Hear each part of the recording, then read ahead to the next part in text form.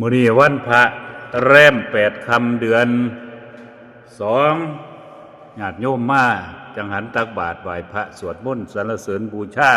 ฟังเทศน์ฟังธรรมในมื้อนี้วันพระขออานิสงส์กุศลผลบุญเกิดขึ้นธรรมะมื้อนี้ก็เลยว่าต้นไม้ใหญ่หากไล่กิ่งไล่ใบกะย่อมไล่นกกามาอยู่มาอาศัยมิตรมีค่าตรงที่เข้าใจกันนี่แหละสำคัญเด้เป็นมีมิตรมีหมู่มีพวกมีพี่มีน้องซื่อๆแต่บ่เข้าใจกันมันก็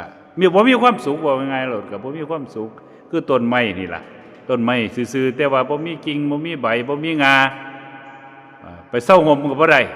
นกสิมาจับก็บ่ได้หมู่เฮาคือกันมีอยู่ซื่อๆหมู่ซื่อๆหมู่ซื่อบื้อนี่มันก็บ่มีประโยชน์บ่มีความหมายเพราะฉะนั้นนี่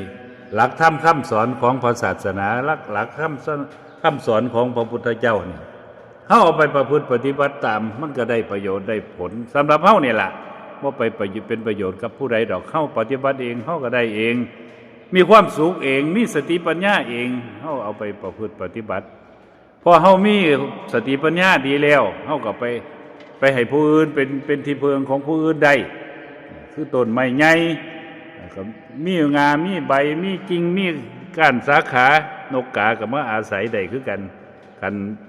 ครูบาอาจารย์บ่มีสติปัญญาก็นำพาลูกศิษย์ลูกหาเขาลงผู้ลงเขาลงเหวก็บ่มีประโยชน์คือกันกับนี่ล่ะเปรียบเทียบคือเพิ่นเปรียบเทียบให้คือต้นไม้นี่ล่ะเพราะฉะนั้นเฮาฟังธรรมะเฮาประพฤติปฏิบัติสวดมนต์ไหว้พระสรรเสริญบูชา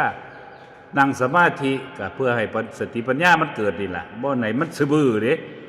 สติปัญญาต้องมีล่ะสำคัญก็ต้องมีสติปัญญาล่ะไปเฮ็ดหยังมันจังเจริญรุ่งเรืองต่อกันเฮามีสติปัญญามันสิบ่เป็นซื่อบื้อนะ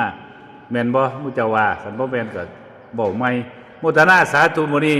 วันพระเด้อขออานิสงส์กุศลผลบุญพระรัตนตรัยคุณพระพุทธพระธรรมพระสงฆ์คุณบิดามารดาครูบาอาจารย์จงปกปักรักษาคุ้มครองท่านทั้งหลายให้มีความสุขกายสบายใจโมทนาสาธุจัตตารโอธรรมาวัฏทันติอายุวโนสุขังพลังส